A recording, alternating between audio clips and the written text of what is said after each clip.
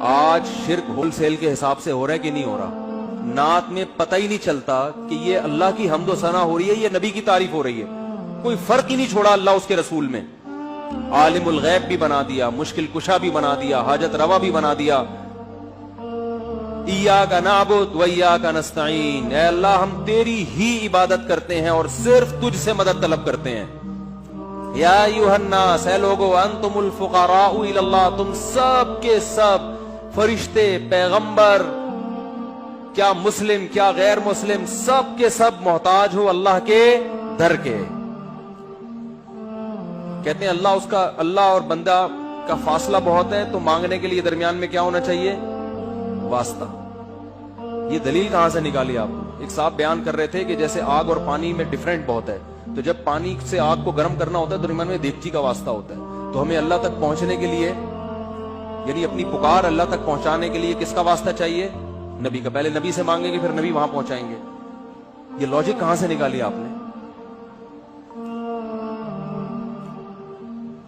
قرآن تو کہہ رہا ہے نحن اقرب الیہ من حبل الورید، نبی واسطہ ہیں اس طور پر کہ بندے کو اللہ سے ملا دیتے ہیں۔ دیکھو، آپ کسی کو تلاش کر رہے تھے، نہیں ملا، کوئی شخص آپ پر احسان کر کے آپ کو ڈائریکٹ کر دیتا ہے کہ بھئی یہ ہے، ان سے ملنا ہے آپ نے، یہ میں ڈائریکٹ کر دیا، تو یہ واسطہ ہے، مگر یہ واسطہ دونوں کو آپس میں ڈائریکٹ کرنے کے لیے کہ تاکہ اب ان دونوں کے درمیان کوئی واسطہ نہ رہے۔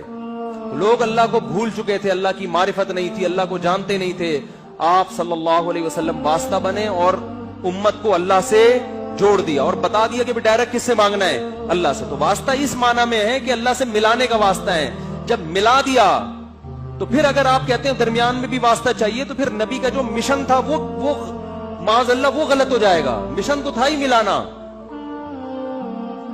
قرآن کی آیت ہے وَأَنَّ الْمَسَاجِدَ لِلَّهِ فَلَا تَدْعُوا مَعَ اللَّهِ أَحَدًا، سجدہ گاہیں یعنی مسجدیں صرف اللہ کی ہیں، اللہ کے ساتھ کسی کو مسجدوں میں مت پکارو۔ اور مسجدوں ہی میں لکھا ہوتا ہے پکار کے ساتھ اللہ کے ساتھ اللہ کے علاوہ کا نام۔ کسی نے کچھ لکھا، کسی نے یا علی مدد لکھا، کسی نے یا رسول اللہ مدد لکھا، مختلف، اور آیت درمیان میں لکھی ہوتی ہے کہ مسجدیں اللہ کے لیے، اللہ کے ساتھ کسی کو مت پکارو۔ یہ کیا ہو رہا ہے بھائی؟ سعودی عرب کی کسی مسجد میں دیکھا آپ نے اس طرح کے نعرے؟ عرب کنٹریز میں دیکھا؟ ملیشیا میں دیکھا؟ کہیں بھی دنیا میں نہیں ہے۔ تو میرے بھائی اپنے ایمان کو مضبوط کرو۔ توحید کے معاملے میں اسلام بہت حساس ہے، بہت حساس ہے۔ مشرک کی مغفرت نہیں ہوگی۔ جو اللہ اس کے رسول کا فرق ہے اس کو باقی رکھو۔ عیسائیوں کی طرح غلو مت کرو کہ انہوں نے عیسیٰ علیہ السلام کو اللہ کا بیٹا بنا دیا۔ آپ ابھی تک کسی بحث میں الجھے ہوئے کہ نور تھے، بشر تھے۔ بھائی آپ صلی اللہ علیہ وسلم بشر تھے، انسان تھے، ہدایت کا نور تھے، انسان تھے۔ آپ کے والد عبداللہ، آپ کی والدہ آمنہ، آپ کی اولاد سید آج تک ہیں، یہ سارے انسان ہیں یا نہیں ہیں؟ آدم علیہ السلام کو اللہ نے مٹی سے بنایا، اور آدم علیہ السلام کی اولاد میں کس کو پیدا کیا؟ محمد صلی اللہ علیہ وسلم کو۔ تو سارے مٹی انسان ہیں، ہاں ہدایت کا نور ہے۔ قرآن بھی ہدایت کا نور، علماء بھی ہدایت کے چراغ، نبی بھی ہدایت کا نور ہے۔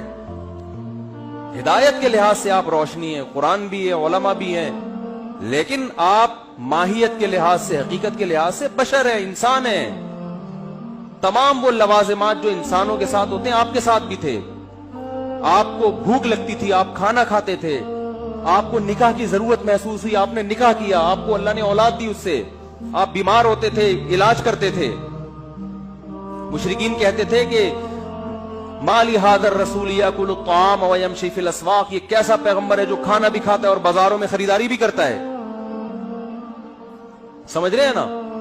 اور اس رسول پر اس وقت تک ایمان نہیں لائیں گے جب تک یہ انگلی سے اشارہ کرے اور چشمے جاری ہو جائیں۔ تو قرآن نے کیا جواب دیا؟ قل سبحان ربی، اے نبی ان سے کہہ دو میرا رب ہر عیب سے پاک ہے، میں تو عاجز ہوں۔ ہل کنت الا بشر رسولا، میں نے کب دعویٰ کیا میں یہ سب کچھ کر سکتا ہوں؟ میں تو ایک بشر ہوں، انسان ہوں، پیغمبر ہوں، میرا یہ دعویٰ ہی نہیں ہے۔ پھر آپ کہہ سکتے پھر چاند کے 2 ٹکڑے کیوں کیے؟ وہ اللہ نے کیے، وہ نبی نے نہیں کیے۔ بعض دفعہ اللہ اپنی نشانی دکھاتا ہے اپنے بندوں کے ہاتھ پہ، تو اللہ نے کہا ہے محمد صلی اللہ علیہ وسلم آپ اشارہ کرو میں توڑ دوں گا تاکہ ان کو یقین آ جائے۔ اختیارات نہیں دیے، نہ چاند کو ٹکڑے کرنے کے، نہ زمین سے چشمے جاری کرنے کے۔ جیسے حضرت موسیٰ کے پاس لاٹھی کو سانپ بنانے کے اختیارات نہیں تھے، لیکن بنتی تھی لاٹھی ان کے ہاتھ میں، سانپ بنتی تھی، اشدہا بنتی تھی، سمندر کے 2 ٹکڑے کرتی تھی. اللہ کرتا تھا، نہ لاٹھی کرتی نہ موسیٰ کا.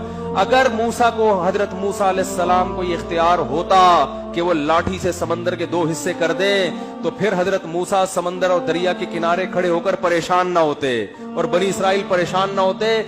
یا موسیٰ انا لمدرکون، پیچھے فرعون مارے گئے. وہ کہتے ہیں موسیٰ آپ کے پاس تو لاٹھی، آپ تو جب چاہے جو چاہے کر لیتے ہیں، کچھ کر لیں.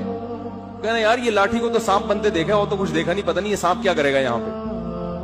اور حضرت موسیٰ بھی پریشان، لیکن کیا فرماتے ہیں؟ ان معی ربی، میرے ساتھ میرا رب ہے، کچھ نہ کچھ کرے گا وہ. تو لاٹھی کو سے سمندر کو ٹکڑے کرنے کا اختیار ہوتا تو یوں کرتے تھے اسی وقت، اللہ سے تھوڑی پوچھتے.